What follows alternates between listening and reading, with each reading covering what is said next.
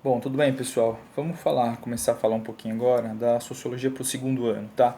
Resgatando aí umas questões bastante pontuais de sociologia, eh, vamos resgatar um pouquinho do Augusto Comte, tá? Augusto Comte, como a gente já viu isso aí no primeiro ano, ele foi um filósofo, né, um teórico que a gente chama aí de positivismo, tá? O positivismo era uma doutrina, uma pseudociência, tá? Surgida ali na França e que falava, que se baseava na ciência, tá? Para entender o mundo, para entender o desenvolvimento das sociedades. A ciência positiva, né? Era aí o único elemento, né, que se tinha para mensurar e ponderar o desenvolvimento social, tá?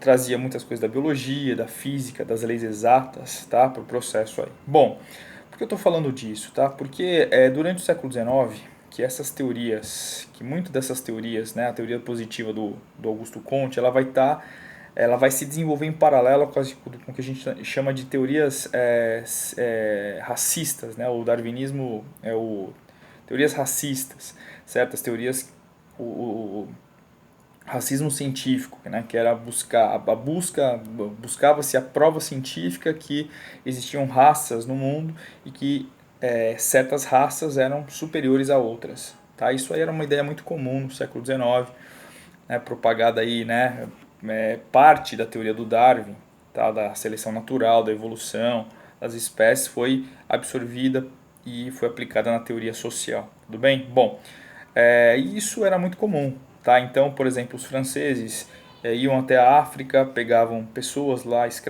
negros, né? Escravos não, escravos é no século XVI, mas negros, e levavam esses negros para a França, para Paris, e esses negros eram expostos. Tá?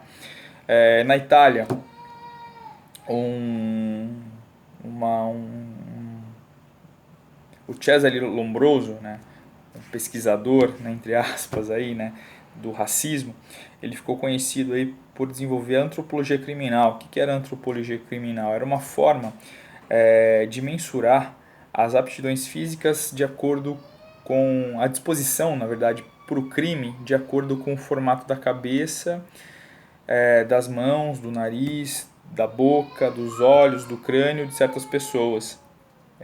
Bom, então, no Brasil, no próprio Brasil, né, o processo de embranquecimento da população, a vinda de imigrantes para cá, porque acreditava-se que o Brasil era um país degenerado e que acabaria sumindo em 200 anos, né? Isso quem falou foi o Conde de Gobineau, né, um teórico aí dessas teorias racistas, né, do século XIX, que falou que o Brasil iria desaparecer em 200 anos. Tá? E a forma de evitar isso era embranquecendo, ou seja, trazendo imigrantes italianos, alemães, suecos aqui para o Brasil, certo? O cume dessas teorias raciais, ela vai desembocar ali nos anos 30, né? Com o surgimento e expansão do nazismo, lá na Alemanha, certo? O nazismo era uma teoria, né? O Partido Nacional Socialista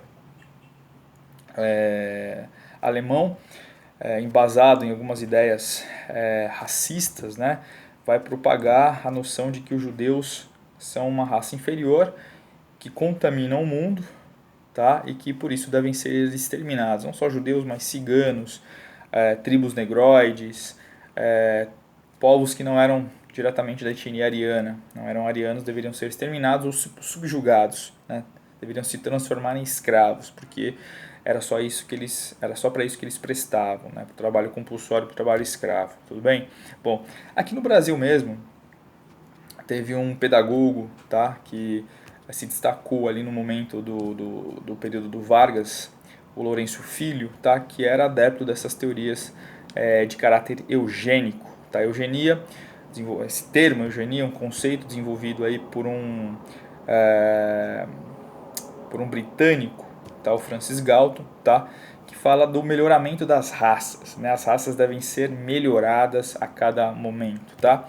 Não foi à toa, né, que é, nos Estados Unidos, nos anos 30, várias pessoas foram esterilizadas na Virgínia, mais ou menos 30 mil pessoas foram esterilizadas, tá? Por serem consideradas inferiores, pobres, né? E essas características não podiam ser passadas para outras pessoas, tá?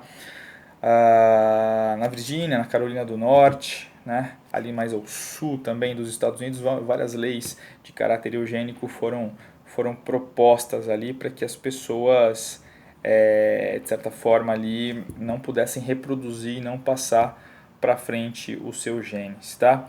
Duas formas ali, eugenia positiva, tá? Embranquecimento, né, o clareamento. Eugenia negativa era uma forma mais extermínio mesmo, né, o que fez ali, o que fizeram os nazistas ali com a população de judeus ali, né? Mais de 6 milhões de judeus foram mortos, enfim, é uma catástrofe, né, o Holocausto aí. Certo? Bom, tem até um quadro, né, A Redenção de Cã, um quadro também do século XIX, que mostra o processo de embranquecimento, é um quadro, né, de um artista brasileiro, que mostra o embranquecimento da população brasileira. É, né? Um quadro que retrata uma negra, depois vocês procurem aí, um quadro muito bonito, muito interessante, tá? Uma negra levantando as mãos para o céu e agradecendo, né, o fato do neto ter nascido branco, tá? Bom, essas teorias, é interessante falar, né, que elas vão perdurar no Brasil por muito tempo, tá? A noção de raça inferior, né, vai perdurar no Brasil por muito tempo, tá? Principalmente por conta dessas interpretações que vinham, muitas delas da Europa, tá? Bom, é somente aí nos anos 30, né, nos anos 40, que vai começar aí a surgir uma gama, né, um grupo de pessoas, de pensadores brasileiros, né, que vão tentar mudar um pouco esse caráter, né, vão se embasar em outras questões como a antropologia, por exemplo, como a cultura, tá? Como a vida social da população brasileira para mudar um pouco e que acabaram então contribuindo para a mudança, né? Uma dessas pessoas foi o Gilberto Freire, tá? Que escreveu aí vários livros sobre o Brasil, né? Vários livros sobre a mestiçagem, a importância do negro, a importância do branco, a importância do indígena no processo de formação do Brasil, enaltecendo certas características até então deixadas de lado por conta dessas características aí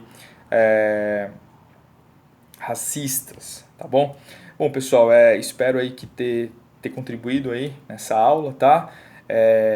Vejam a aula, anotem, perguntem em sala, certo? Porque o objetivo dessas pequenas aulas, então, é esclarecer e dar continuidade, então, ao processo aí de aquisição de conhecimento, tá bom? Grande abraço, nos vemos aí, até mais. Falou!